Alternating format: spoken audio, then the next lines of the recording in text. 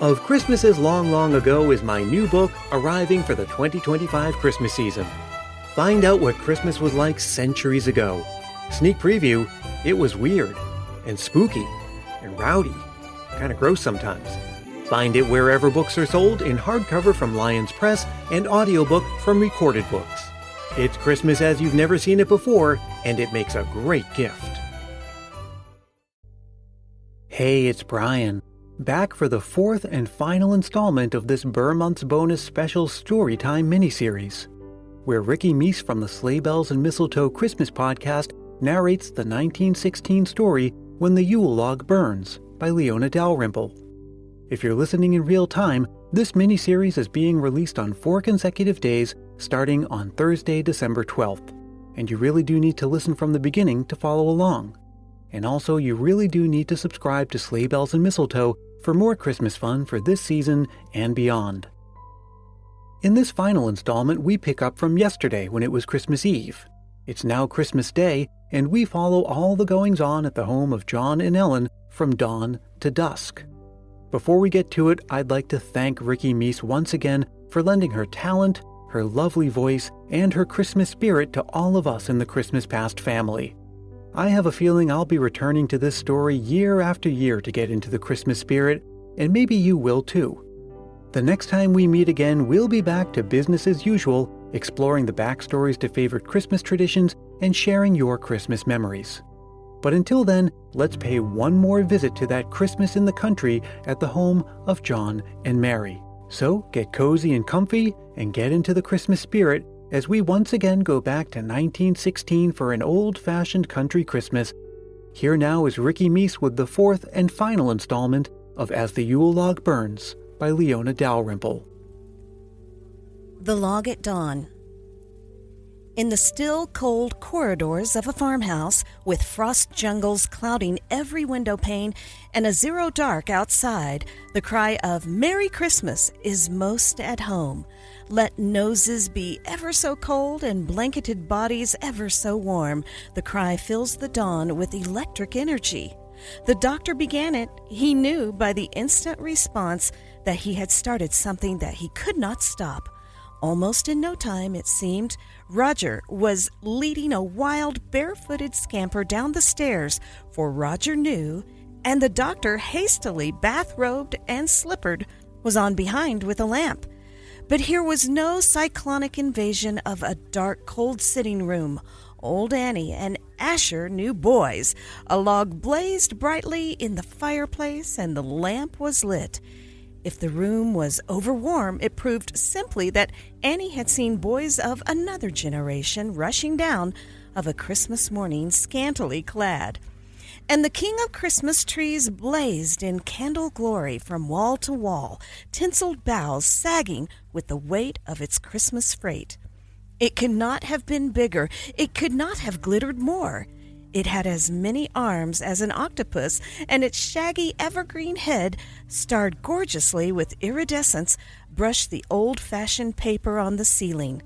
A great lovable Christmas giant guarding a cargo of gifts. Muggs emitted one blood-curdling shriek of delight, clapped his hand over his mouth, and began to swell about the cheeks. Then he stepped on the hem of his nightgown and fell sprawling at Annie's feet. "Dear me," said Annie vexedly, though she righted him with kindly hands. "I can't for the life of me make out what ails that child. He acts so mortal and queer at times, and he's ready to swell up over nothing at all." With the advent of Aunt Ellen, Christmas packages began to lose twine and paper, and what the packages lost, the sitting room speedily gained in disorder.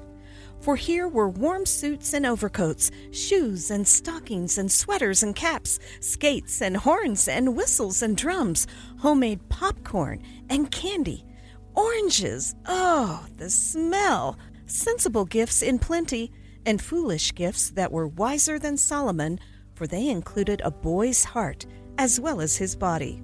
In a lull, all eyes turned to Muggs. His pockets were crammed with popcorn and candy. One arm was quite as full as toys as he could pack it. The other had begun the day's conveyance of food from hand to mouth. but he was regarding a very small, warm suit of clothes and substantial boots with dangerously quivering lips. For a moment, the startled doctor fancied he heard Mike hiss the astonishing words, "Mom Murphy!" But by the time he had wheeled about, Muggs, with circular eyes of terror, had begun to swell. "That child," said Annie, "has something on his mind. Don't tell me, I know it." The inevitable blare of racket came all too soon. Horns and whistles and drums united in a deafening blast. And if thanks did not come easily to the lips of boys, noise did. Nor could Muggs at any time thereafter be separated from a shoulder drum, upon which he had beaten with insane and single-minded concentration even after the din was past and a hungry hint of breakfast in the air. Lacking one outlet of expression, he had seized upon another. He drummed his way fiercely upstairs to dress, and he drummed his way back down to breakfast, a ridiculous self-consciousness in his small face whenever he glanced at his new suit of clothes. Small as it was, it engulfed him utterly. "Jim," said the doctor suddenly, "you're not limping." Jim hung his head and glanced at his shiny new shoes. "No, sir," he said and gulped. "Bless me," said the doctor, adjusting his spectacles. "I thought you were lame, and if I hadn't forgotten it last night, you'd have no skates this morning." "I didn't have no heel on one shoe," blurted Jim in confusion, and Roger, in relief, hurried himself into hoarseness. But Jim, like Muggs, was something of a mystery, and after a time the doctor, with a sigh, abandoned his effort to break through the boy's sullen shyness. Still, Jim was the first at the chopping block when Annie wanted wood. And when the task took on something of the charm of Tom Sawyer's fence by reason of a winter wren, so tame from overfeeding that he perched himself now and then upon the handle of the axe, Jim fell back with resentment and resigned the axe to Marty Fay, who spat upon his hands, doubled up his fist, sparred, and in an excess of good spirits with an invisible antagonist, and thereafter made the chips fly so fast that the little wren departed. Already there were great Christmas bunches of oats upon glistening trees and fences, but while Asher was carrying double portions of food to cattle and horses, to Toby the cat, and Rover the dog, the doctor went about, with an eager pack of boys at his heels, distributing further Christmas largeness for his feathered friends, suet and crumbs and seed. For there were chickadees in the clump of red cedars by the barn, and juncos and nuthatches, white-throated sparrows and winter wrens, all so frank in their overtures to the doctor that the boys with one accord closed threateningly around Muggs to keep him from drumming the birds into flight. Jim fastened a great chunk of suet to a tree trunk, and very soon a red-breasted bird was busy with his Christmas breakfast. Altogether, Roger's bang-up Christmas began with terrific bustle, with Annie, from whose kitchen already floated odors that set the insatiable Muggs to sniffing, by far the busiest of them all. The grandfather's clock struck 10. It found the old farmhouse deserted, save for Annie in the kitchen and Aunt Ellen in her rocking chair by the sitting-room window. The doctor was guiding his guest to the Deacon's Pond. New skates, new sweaters, and a pond as smooth as glass. What wonder, then, that Roger's trembling fingers bungled his straps, and Jim, kneeling, fastened them on with nimble fingers. "Ain't you never skated?" No, I've been lame." "Oh, hurry, Jim. See, Mike's flying down that pond like wind." Jim's eyes softened. "I'll teach you," he said.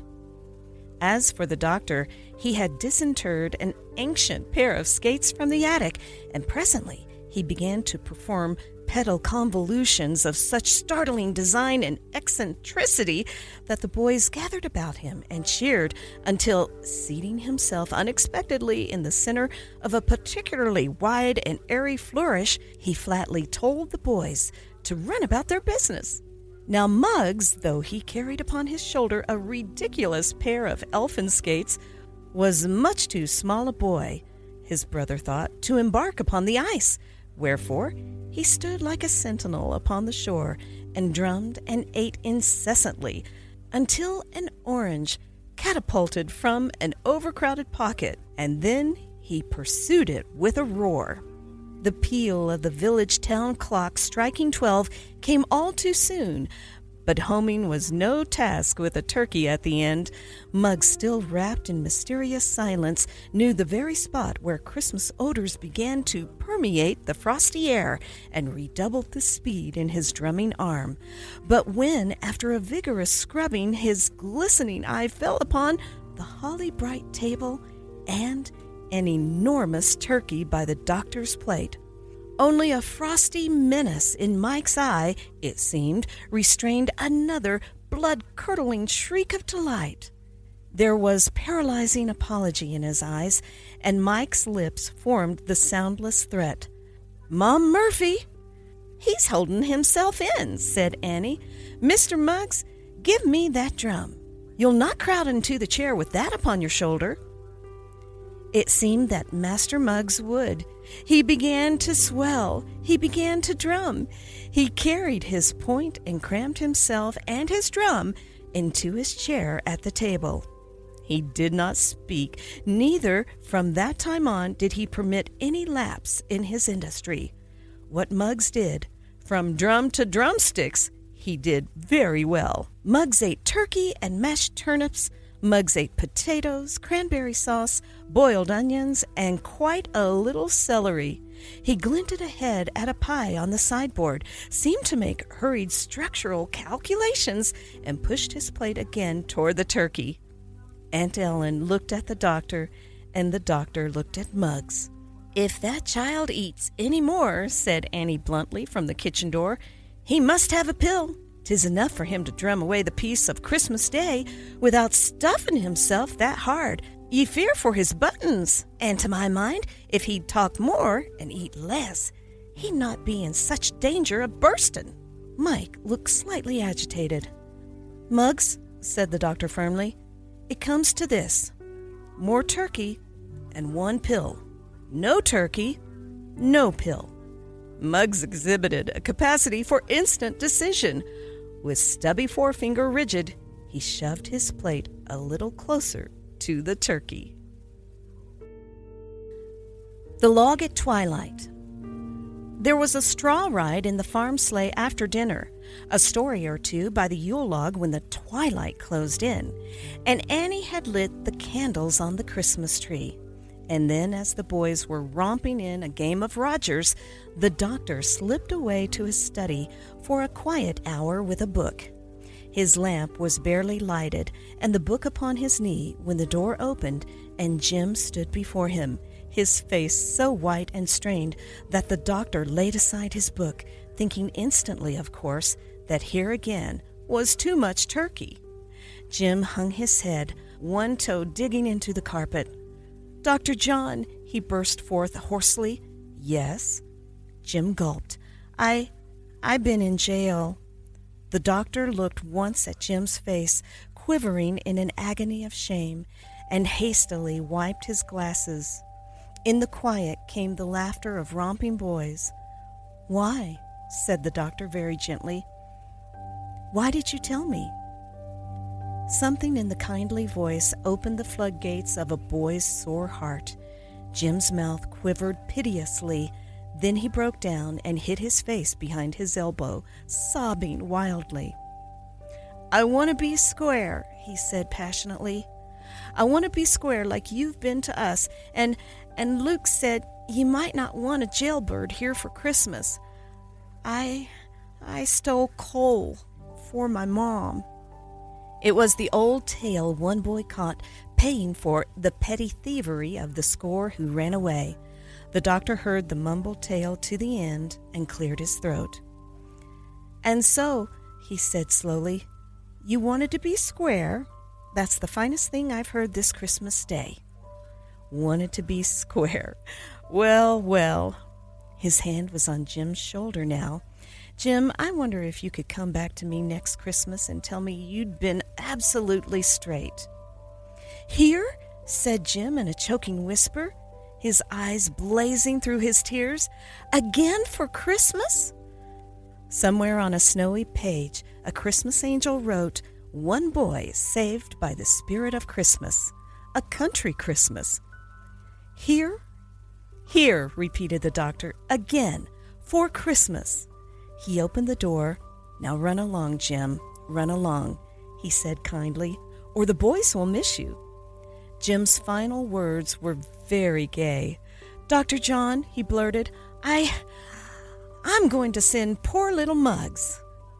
The doctor was devoutly hoping that Muggs had never been in jail for stealing food or drums when Muggs himself appeared clinging desperately to the hand of Mike.